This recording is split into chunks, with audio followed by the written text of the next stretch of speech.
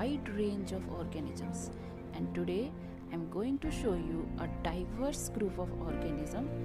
Here I am introducing the most diverse group, that is the third kingdom, kingdom fungi. This is the third kingdom in the 5 kingdom classification. These fungi includes mushrooms,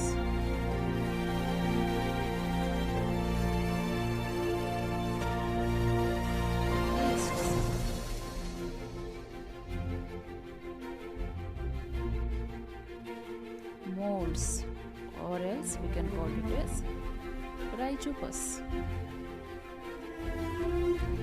truffles,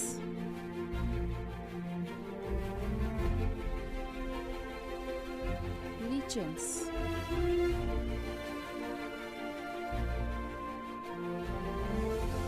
and some disease-causing fungi. Let's talk about this in details.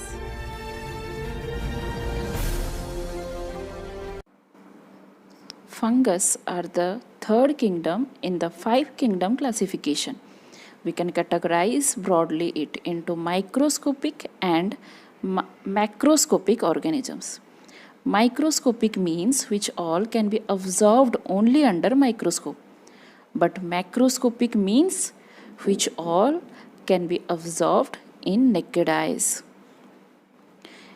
If we will talk about the microscopic fungus, we can see some cottony substances over bread that are the microscopic, and mushrooms can be included under macroscopic.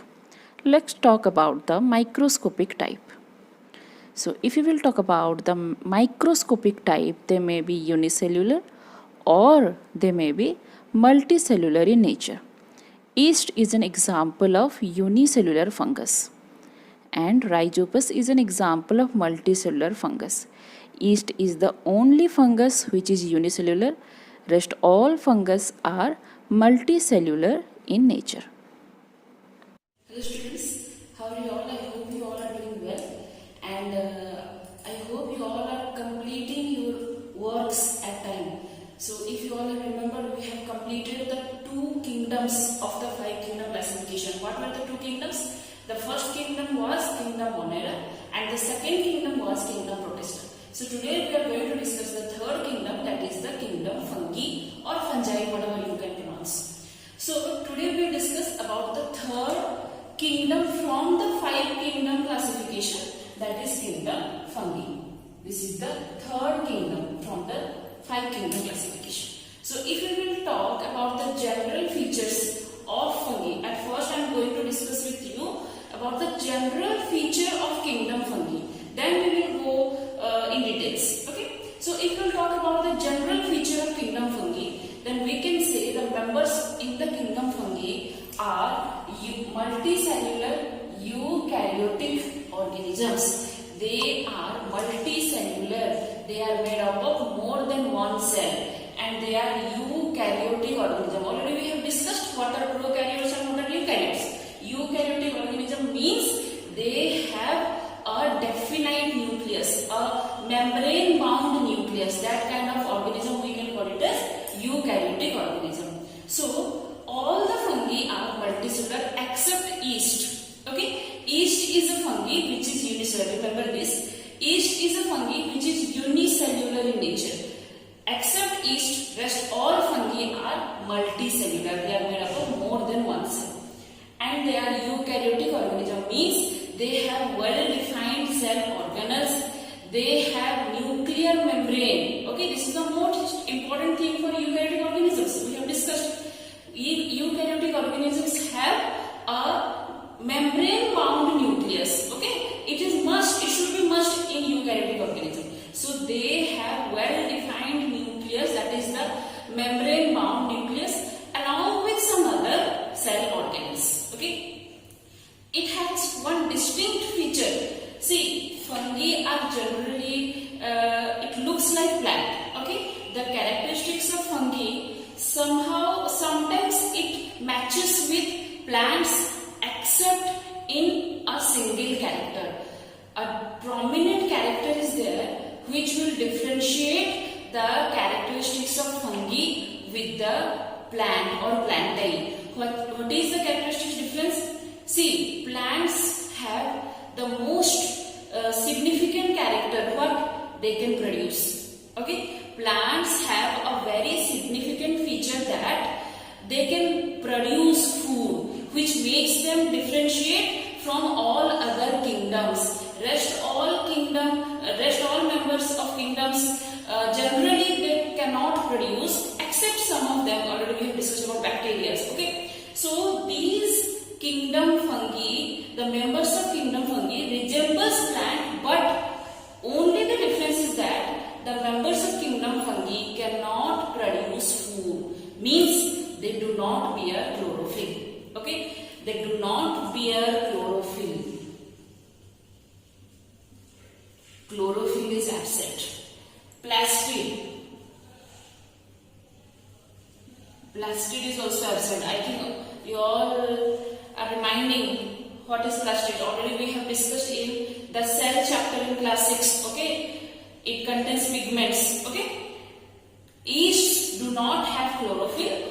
That's why they cannot undergo photosynthesis, and also they do not have plastid. Means they don't have the pigments, the coloring pigments like chloroplast, pinkoplast. You all have remembered. Okay, I am not repeating that one. So this is the most distinguishing feature of kingdom fungi. Another one difference is that the cell wall of kingdom fungi is made up of the cell wall of kingdom fungi. The members of kingdom fungi, their cell walls are made up of chitin or chitin, whatever you can pronounce. Okay, the cell wall constituent of the members of kingdom fungi is chitin, whereas plants have a cellulosic content. What is the content of cell wall of plant? Cellulose. Okay, but the cell wall of the members of kingdom fungi have the content, we call it chitin or chitin, whatever you can say. Okay, so this is the normal or general characteristics of kingdom fungi. What again I am repeating, they do not have chlorophyll, that's why they cannot undergo photosynthesis. They do not have plastid, and their cell wall is made up of chitin. Okay, or if you talk about rest all cell organelles, they got all other cell organelles. Okay, except chlorophyll and plastid, they got all other cell organelles which are required for the body or for the cell of eukaryotic organism. So this is about the general structure of the cell. Okay, if you are talking about the cell of the members of kingdom fungi, then these distinguishing features you can write. Okay, and already I have mentioned how they are different from kingdom plantae. They got all the organelles, all the cell organelles. They got well-defined nucleus, but they do not bear chlorophyll. This is the most important characteristics of fungi. They do not bear chlorophyll. Remember, the members in kingdom fungi cannot produce food. They always depend upon other organisms. They always have a heterotrophic mode of nutrition. Okay, so this is about the general feature of the cell content of kingdom fungi. If we will talk about their body structure, okay, these all we have discussed about the cell content of kingdom fungi. If we will talk about the body structure, of kingdom fungi, generally a kingdom fungi have two structures found in their body. One is the vegetative part. Okay, the vegetative part of the body. Another is the reproductive part of the body. So let's see what is that. So if we will talk about them, they generally have a structure like this. Mushrooms are under kingdom fungi only. Okay, they generally have a structure like this. Okay, so like this they got their structure. Okay, here we can see three things. What is this? These are, what are these things, these are roots. Generally, it is not called as root because it do not undergo all the functions of root.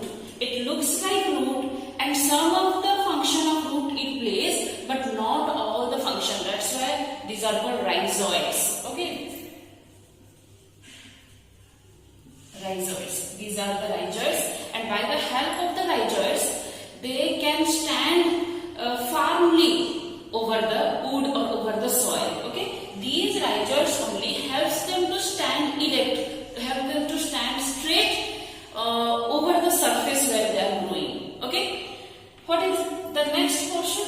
This is called, you can see the long stalk. Okay, if we will talk about the long stalk of fungi, then we can call it as mycelium.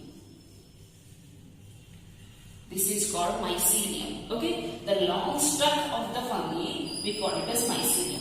But if you will observe closely, these mycelium, I am just expanding the structure.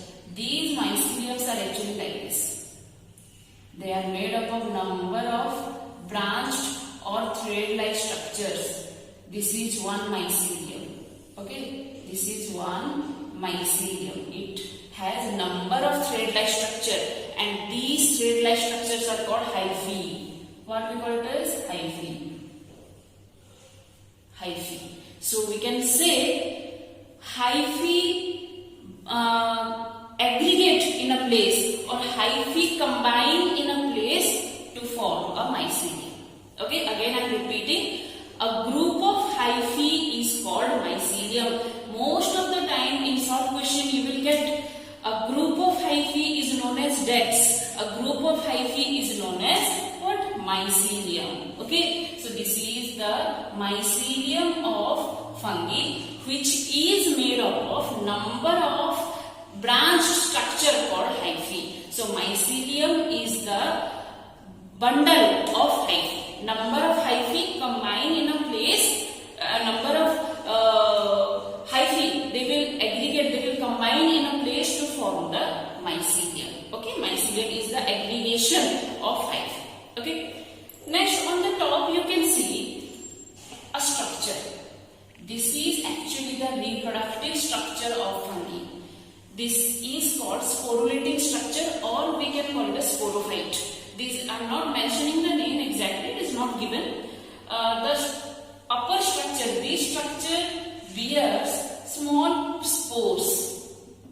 Okay, these structures, they bear small spores. Okay, and when they undergo reproduction, when these spores get mature, they will release out of the atmosphere, and wherever they will fall, they will grow into a new tiny fungus. Okay, so this is the work of the spores. These are the reproductive body or reproductive part of fungi. So we can say these parts, these parts are the vegetative part of fungi, and this part is the reproductive part of fungi.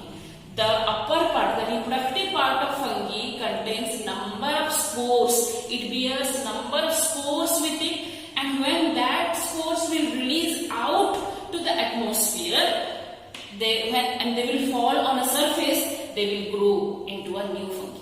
Okay, so this is about the general body structure of a fungi. Again I am repeating, this is the rhizoid. It is actually root-like in appearance but do not play all the function of roots. Just above the rhizoid, it called mycelium. Mycelium is the aggregation of number of hyphae. When hyphae, they will combine in a place, they will form a mycelium. And that mycelium will hold a sporophytic structure. This is the sporophytic structure which bears spores with it. And when appropriate condition appears, when the environmental condition is good, when the spores are ready to release, when the spores are ready to reproduce, when they got mature, at that time they will be released to the atmosphere, and each spore will germinate, or each spore will give rise to a new fungi. Okay, so this is all about the general body structure of a fungus. Next, last general structure I am talking about nutrition. Okay, what about nutrition? Nutrition. If we will talk about the nutrition, I have already mentioned earlier that the members of kingdom fungi are heterotrophic in nature. They do not bear chlorophyll. All the members of kingdom fungi are heterotrophs. They do not actually bear chlorophyll with them. That's why they cannot able to produce their own food. That's why they depend upon other organisms for their food. Okay, so here this is in two mode of nutrition, that is the saprotrophic nutrition and parasitic nutrition. Saprotrophic nutrition, already we have discussed about saprophytic or saprotrophic nutrition. Saprotrophic nutrition and parasitic nutrition. Saprotrophic nutrition, parasitic nutrition. Saprotrophic nutrition means where they obtain their food from the dead and decaying matter. They will grow on the dead and decaying matter, and from them they will take their food. Okay, as they cannot prepare their food by their own, they will grow on such a surface, over a dead wood, okay, or on the ground, okay, or they may grow any of the dead part. Sometimes you might have observed some fungus-like structures grown on the bark of plant, and sometimes you might have observed very simple example. We can take bread mold. We will discuss about that in detail. Bread molds are the fungus which grows on bread. Okay, fruits, when you will keep fruits for more days, you can find some greenish white color structure over the fruits. That is also fungus. Okay, you can find that if you will keep your leather shoes or bags inside the cupboards for a longer time, then you can find sponges and whitish structure. That is the fungus. They grow over the surface. Okay, so my point to tell you that fungi cannot produce their own food. They always depend on other we call it a substratum. Okay, I'm not using the word substratum, it will confuse you. Rather, I'm using the word surface. Okay, they will grow on other surface to derive their nutrition. Okay, so here we are talking about the saprophytic fungus or saprophytic fungi. These fungi obtain their food from the dead and decaying matter. What about parasitic fungi? Parasitic fungi is the name itself, it is suggesting the parasitic fungi are the fungi which grows over the living organisms, and they hamper the growth of the organism, and the organism upon which they grow, we call that organism as the host. Okay, two very simple example, a very well known example of parasitic fungi are rust and smut. Okay, rust, it is not that rust of iron, okay, it's different, and smut. Rust and smut, these are very well known plant disease. Okay, rust and smut, when we will discuss about plant disease, that time we will discuss about this. So parasitic fungi are the fungi that grow on the living body, and the living body is called the host body, H-O-S-T, host body. And from that host body they will derive all the nutrition and hampers the growth of the host body.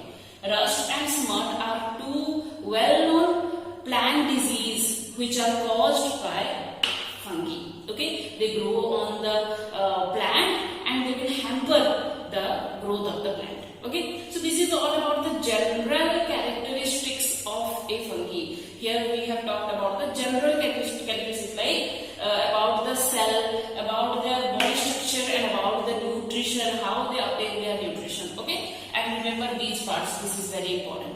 So next topic we will discuss about a single fungi. We will discuss about the fungi, we call it as rhizopus, or in common they are known as bread molds. Okay, so in details we will discuss about that. So let's discuss the next topic, that is about the rhizobus.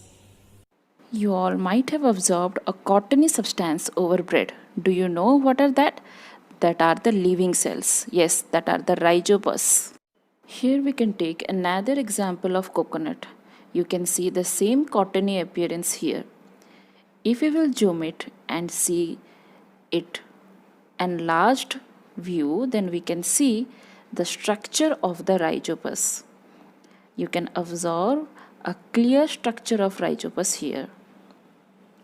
Let's study the detailed microscopic structure of the rhizobus or bread mold. So here we can see rhizobus under microscope.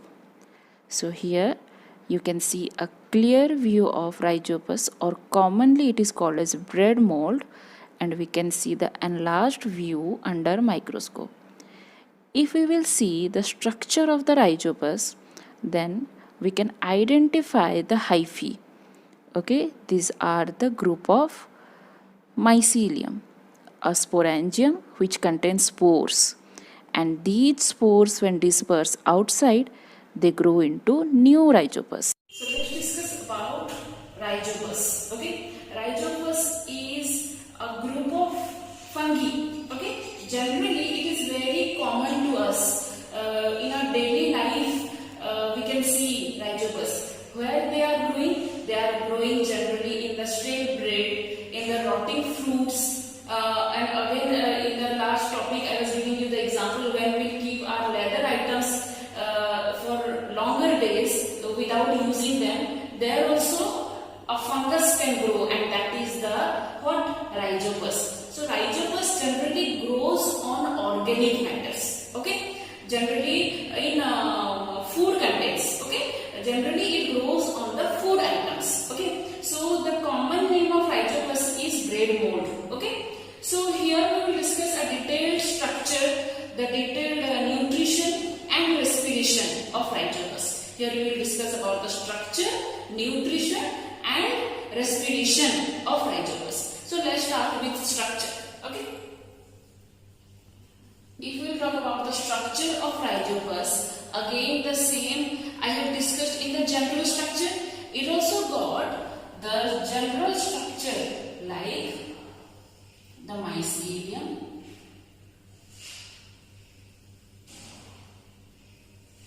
okay, so this is only the structure of rhizobus.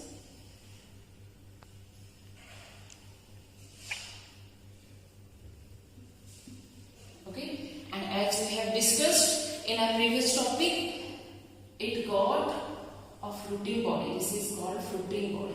Okay, so it got a what? Thread-like structure or filament-like structure. We call it as mycelium.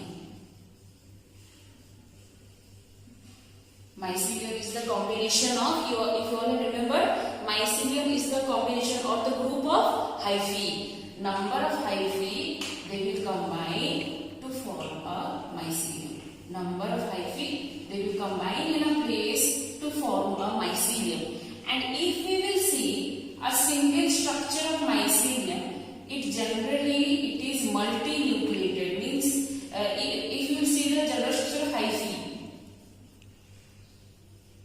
if we will talk about the general structure of hyphae, if you will see each hyphae in details, then each hyphae has number of cytoplasmic content along with number of nucleus. Like this actually it looks. Okay, it got cytoplasmic content along with nucleus, means hyphae are multinucleated. They got number of nucleus. Okay, this is a what enlarged view of hyphae. So already we have discussed number of hyphae, they will arrange in a place to form mycelium. So what is the work of the mycelium?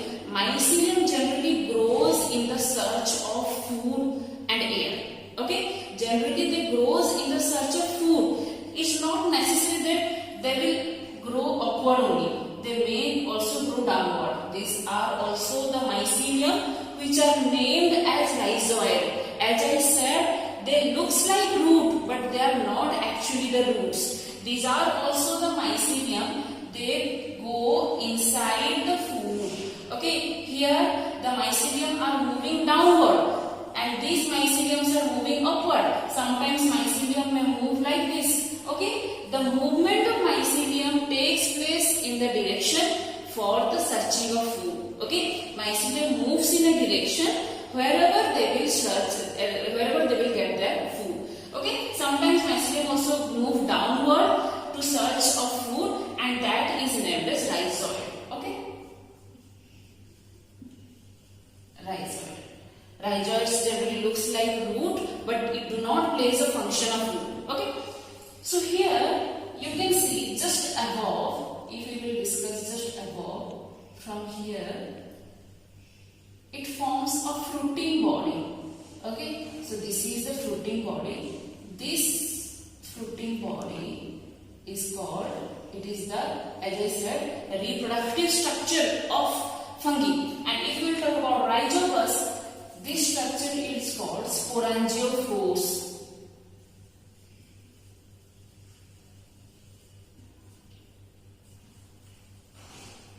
Sporangiophores, and each sporangiophores bears a structure which has spores with it. This is called sporangia. Spores, or we can also call it as sporangia. Singular is the sporangium. Okay, if we will talk in the singular form, then it is called a sporangium. So here again I am repeating, it got rhizoid. Okay, we will start from mycelium. It got mycelium. What is the work of mycelium? Mycelium moves in the search of food and air. Mycelium is the group of hyphae, and if you will talk about each structure of hyphae, it is multinucleated in nature. Mycelium moves upward and sometimes downward also. The mycelium that moves downward is called rhizoid, which moves downward of the host cell. And the mycelium which moves upward, that bears a reproductive structure. What is the reproductive structure called? The reproductive structure is called sporangiophores. Okay, these are the called sporangiophores. These structure, I am just making it prominent. This structure is called sporangiophore.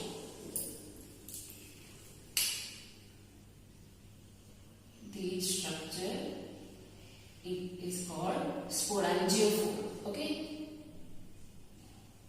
and inside the sporangiophore, what we can get? Small spores.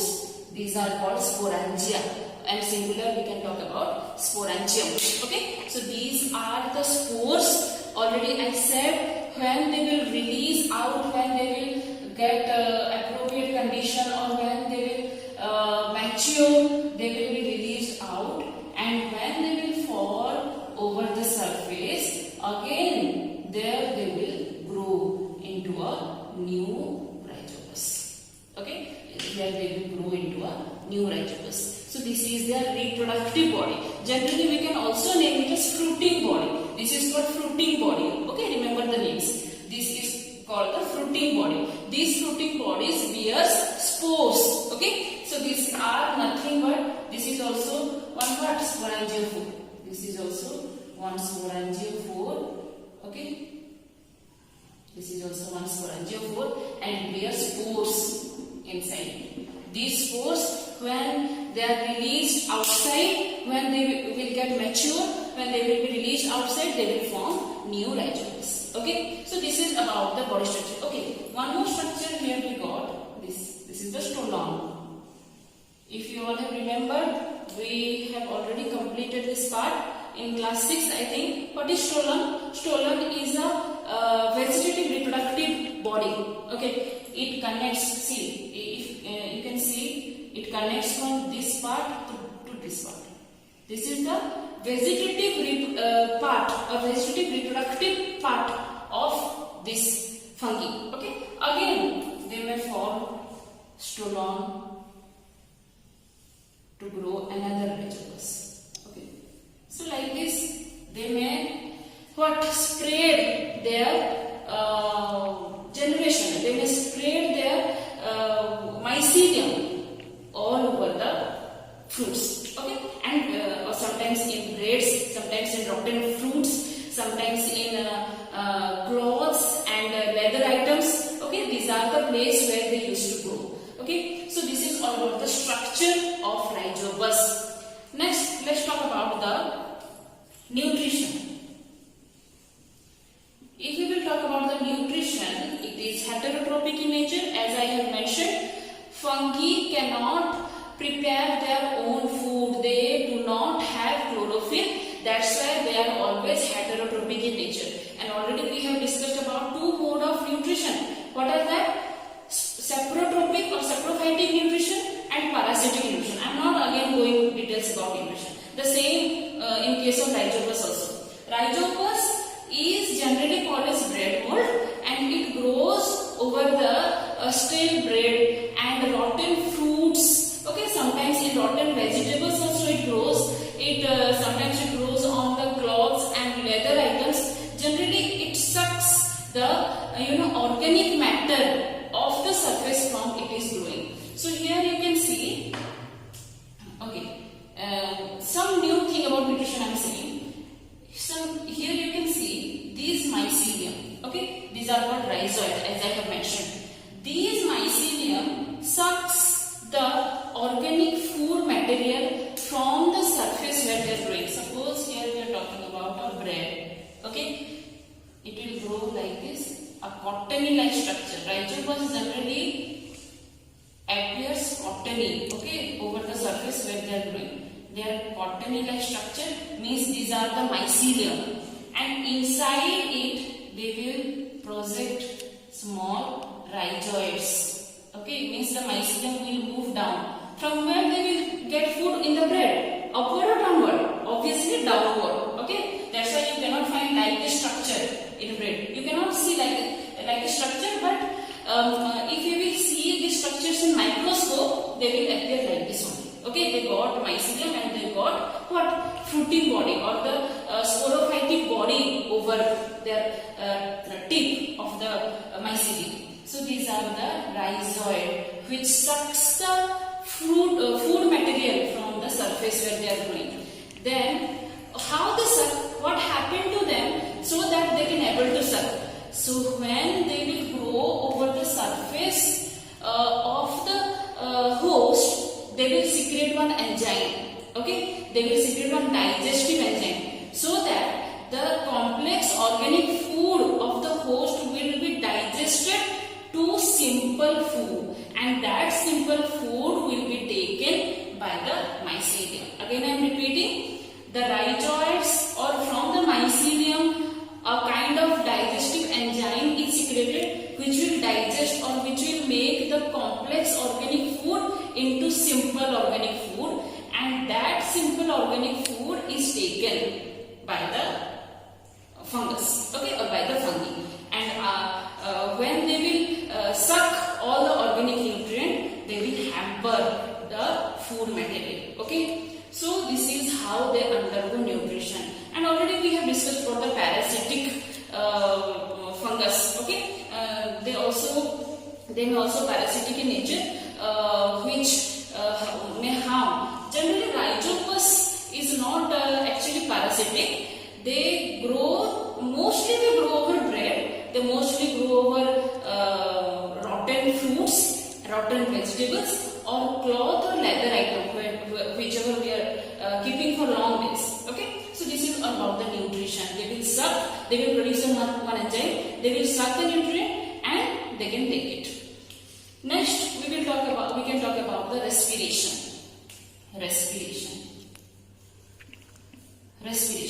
So whenever we are talking about respiration, these rhizobus, they undergo aerobic respiration. What do you mean by aerobic respiration? Aerobic respiration means they inhale oxygen and they will release carbon dioxide. Okay, the general mode of respiration they undergo, they will take oxygen from the atmosphere and they will release carbon dioxide to the atmosphere. If you will talk about the structure of hyphae, then these hyphae, they contain air pockets. Okay, these hyphae, if you will see the magnificent view, if you will examine these hyphae under microscope, then we can able to see these hyphae or the myceliums, they contain air pockets. So whenever they got, see here also diffusion takes place. As we amoeba. The outside oxygen will come in and the inside carbon dioxide will go out to the atmosphere. So when they will absorb, when the diffusion of oxygen takes place to their body, so that oxygen will be stored here in a kind of pocket, we call it as air pocket. Okay, and later on they can use that. Okay, so this is all about the structure, nutrition and respiration of Rhizopus. Rhizopus, remember, it is generally known as bread mold. Okay, and it is a cottony-like appearance, whichever we can see in our regular life. Okay, so this is all about the detailed accounts of Rhizopus, and in the next topic we will discuss about the useful and harmful fungi. Okay, we will discuss about some useful fungi and some harmful fungi over our surroundings. Now let's discuss some uses of fungi. It helps in recycling of decaying leaves. It decays the dead leaves and makes it soil. It also acts an important role for feeding animals, including us. It also digests rocks and also helps in breaking the rocks. It also digests the trees. It is useful in baking industries. It is useful in alcohol industries too. It also got some harmful effects. Some can glow even in dark. Now let's discuss some more useful and harmful effects of kingdom fungi. So students, let's discuss some useful fungi. Here you can see these are some useful fungi, and the first use is in baking and alcohol production. Yeast is a fungi which is used in baking industries. Okay, it is widely used in the baking industries to make bread, pizza base, cake and other wheat products. Okay, it is also used to produce alcoholic beverages. As I said, as I have shown you earlier also, it is also used in alcohol industries, okay, to produce wine, beer and all. Okay, next, in edible products, okay, different fungi are used to produce cheese of different varieties. Okay, they impart flavor and texture to the cheese. We also use mushrooms. Okay, it is edible for us. It is also rich in nutrient.